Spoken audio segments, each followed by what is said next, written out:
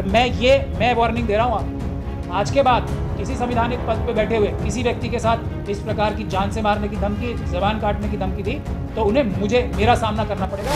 इनका इलाज कर दूंगा आरएसएस वालों का, इस बात के ऊपर भी के देखेंगे आप। जेल भिजवाने का काम मैंने पहले भी किया है और आगे भी करूंगा।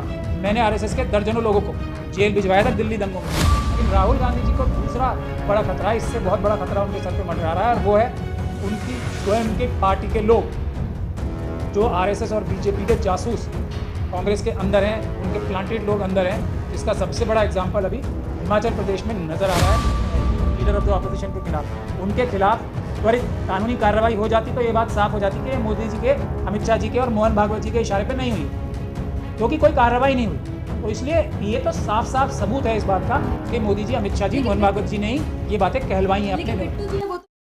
तो ये जा रहा है कि जब मोदी जी जाते हैं तो भारत का डंका बजता है, लेकिन जब राहुल गांधी जाते हैं विदेश तो भारत का अपमान होता है, अपमान करते हैं राहुल गांधी भारत का विदेश में। अभी ये देख लीजिए ना, पूरे देश का मजाक उड़वा के, खुद अपना मजाक उड़वा के देश के प्रधानमंत्री के रूप में ठहाके लगा के हंस रहे हैं। अब राहुल गांधी जी या किसी भी भारत के दूसरे नेता के, मैं एक राहुल गांधी जी की बात नहीं कर रहा हूँ, मोदी जी के अलावा और आरएसएस और बीजेपी के नेताओं के अलावा किसी दूसरी पार्टी के किसी भी व्यक्ति का इस प्रकार से हंसते हुए अपने खुद के ऊपर और देश का मजाक उड़वाते हुए हंसते हुए एक आप वीडियो दिखा दीजिए, मैं मान जाऊंगा। लेकिन क्या लग रहा है, देखिए राहुल गांधी को लगातार धमकियां मिल रही हैं, राहुल गांधी को लगातार धमकियां मिल रही, कहा जा रहा है उनकी दादी जैसा हाल होगा राहुल गांधी का अगर बोलना बंद नहीं किया इस तरीके से। नहीं तो ठीक है ना, आरएसएस और बीजेपी के जो मानसिकता है बेसिक, तो वो मोसाद की और जो ज़ायनिस्ट ताकतें हैं और मनुवाद की है, यही तो उनकी चाल चरित्र और चेहरा यही है।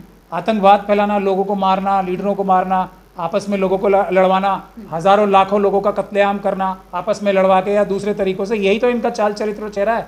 लेकिन राहुल गांधी जी को दूसरा बड़ा खतरा है, इससे बहुत बड़ा खतरा उनके सर पे मंडरा रहा है, और वो है उनकी स्वयं के पार्टी के लोग जो आरएसएस और बीजेपी के जासूस कांग्रेस के अंदर हैं, उनके प्लांटेड लोग अंदर हैं, जिसका सबसे बड़ा एग्जाम्पल अभी हिमाचल प्रदेश में नज़र आ रहा है। बिल्कुल साफ तौर पे वो आरएसएस के एजेंट जो मंत्री हैं और उनके साथ जो उनके सपोर्टर हैं कांग्रेस पार्टी में, जो उनसे इस प्रकार की भाषा का प्रयोग कराया और उसके बाद पूरा एक कैंपेन चलाया, ये सब कांग्रेस के ही अंदर जो आरएसएस के दलाल और जासूस हैं वो लोग करवा रहे हैं। और इसमें राजीव शुक्ला जी जो जनरल सेक्रेटरी इंचार्ज हैं, उनका भी बड़ा रोल हो सकता है। मुझे इस बात में भी कोई शक और शुबे की गुंजाइश नहीं है, क्योंकि उनके और जय शाह के रिश्ते पूरे देश को मालूम है, क्योंकि जय शाह और वो दोनों ही बीसीसीआई में बड़े घपले करने के लिए जाने जाते हैं। लेकिन सर संजय गायकवाड़ कह रहे हैं कि राहुल गांधी की जो जुबान काट कर लाएगा उसको 11 लाख का इनाम है।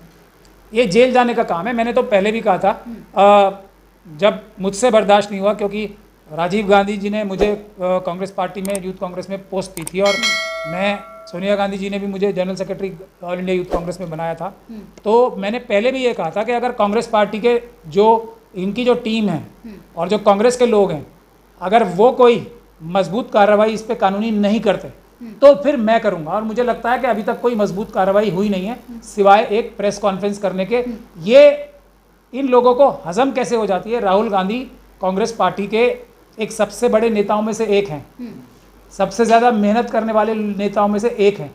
उनके बारे में ये जो बड़े बड़े नेता हैं कांग्रेस के, ये सुन के इनको रात को नींद कैसे आ जानी चाहिए। इन्वेस्टिगेशन इस बात की भी होनी चाहिए कि उनके नेता के बारे में इस तरह की बातें हो रही हैं और वो कोई कार्रवाई संवैधानिक कानूनी कर ही नहीं रहे, मजबूत कार्रवाई, सिर्फ प्रेस कॉन्फ्रेंस करके चुप बैठ जाए। ये बहुत शर्म की बात है।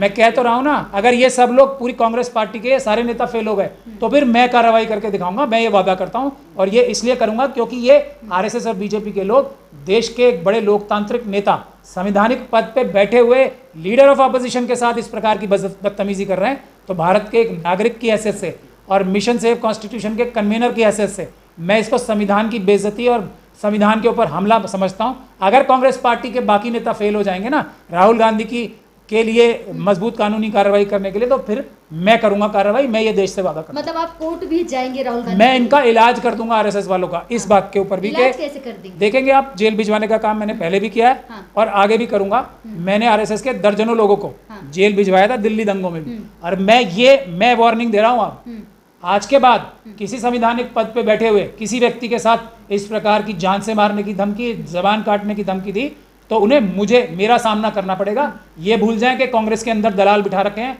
तो उनके खिलाफ मजबूत कार्रवाई नहीं होगी कांग्रेस से। हम करेंगे कानूनी कार्रवाई, ये मेरा वादा। लेकिन खड़गे जी ने लेटर लिखा नरेंद्र मोदी जी को, प्रधानमंत्री को, राहुल गांधी की सुरक्षा के लिए, लेकिन उसका जवाब देते हो जेपी नड्डा ने आंसर दिया। मैं कह तो रहा हूँ ना, ये चिट्ठीबाजी इनको समझ में आएगी नहीं, इनको सिर्फ जेल समझ में आती है। जेल भेजने के लिए कार्रवाई करनी पड़ेगी। मैं तीसरी बार इस बात को रिपीट कर रहा हूँ कि अब भी कांग्रेस पार्टी ने अपना यही ढुलमुल रवैया रखा, और मैं राजीव गांधी से अफेक्शन रखता हूँ, और इसीलिए उस नाते से भी, और एक संवैधानिक पद पे बैठे हुए, जो लीडर ऑफ द अपोजिशन के पद पे बैठे हुए व्यक्ति को आरएसएस के लोग अगर इस प्रकार से धमकी देंगे तो कार्रवाई हम करेंगे मिशन सेव कॉन्स्टिट्यूशन। लेकिन सर क्या लगता है, जब पत्रकारों ने अमित शाह जी से पूछा इस मामले में, तो वो कह रहे हैं इस मुद्दे पर मुझसे सवाल ना पूछें।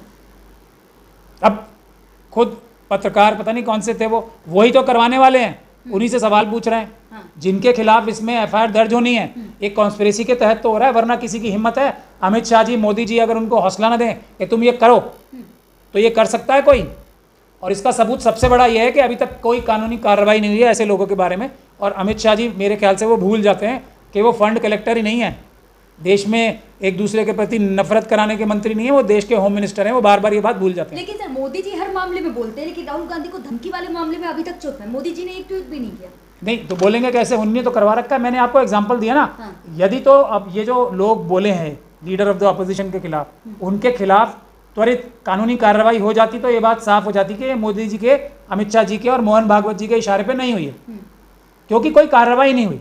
तो इसलिए ये तो साफ साफ सबूत है इस बात का कि मोदी जी, अमित शाह जी, मोहन भागवत जी ने ही ये बातें कहलवाई हैं अपने। बिट्टू जी है वो तो ये कह रहे हैं कि राहुल गांधी की जुबान को दागना नहीं बल्कि जला देना चाहिए। मैं कह तो रहा हूँ, ये मोदी जी ने, अमित शाह जी ने, आरएसएस और बीजेपी ने कहलवाई हैं, इसीलिए तो कोई कार्रवाई नहीं हो रही उनके खिलाफ। लेकिन क्या लग रहा है कि सच में राहुल गांधी की जान को खतरा है? बिल्कुल, इसमें कोई शक और शुबे की गुंजाइश है ही नहीं। जो देश के दुश्मन ताकतें, गांधी परिवार के 2 सदस्यों को जान से मरवा चुकी, ये बात समझनी चाहिए। और उसमें इनडायरेक्टली, तब भी मैं आपको बता रहा हूँ, सिख कम्युनिटी से गांधी फैमिली के का एक प्रकार से झगड़ा कराने में खुद नरसिम्हा राव जी का हाथ था। अब वो आरएसएस के एजेंट थे। अब ये बातें हम बोलते हैं तो लोगों को, कई लोगों को पसंद नहीं आती हैं। जब हरिमंदिर साहब पे हमला हुआ और उस दौरान नरसिम्हा राव साहब का क्या रोल था, इस पर इन्वेस्टिगेशन होनी चाहिए। और नरसिम्हा राव ने अपने एक तरीके से, और उन्हीं के प्रधानमंत्री के टाइम पे बाबरी मस्जिद का क्या हुआ ये पूरी दुनिया जानती है। दोनों हरिमंदिर साहब पे भी उन्हीं के सारी की सारी कारगुजारी नरसिम्हा राव की थी और बाबरी मस्जिद की भी, और आरएसएस और बीजेपी के साथ मिलकर थी। इसमें किसी को शक और शुबे की गुंजाइश नहीं है। लेकिन सर कह तो ये रहे कि राहुल गांधी का चीन से प्यार नजर आ रहा है। मोदी जी चीन को लाल आंख दिखाते हैं, लेकिन राहुल गांधी चीन में मोहब्बत की दुकान खोल रहे हैं। अडानी, अंबानी, यूसुफ लुलू राहुल गांधी के दोस्त हैं या मोदी जी के? ये लोग हैं जो भारत की economic policy vis a vis China इस तरीके से कॉम्प्रोमाइज़ कर चुके हैं मोदी जी के राज में कि अगर हम चाइना से 1 रुपये का व्यापार करते हैं तो 85 पैसे का फ़ायदा चाइना का होता है, 15 पैसे का हमारा। ये पिछले 10 साल में हुआ है।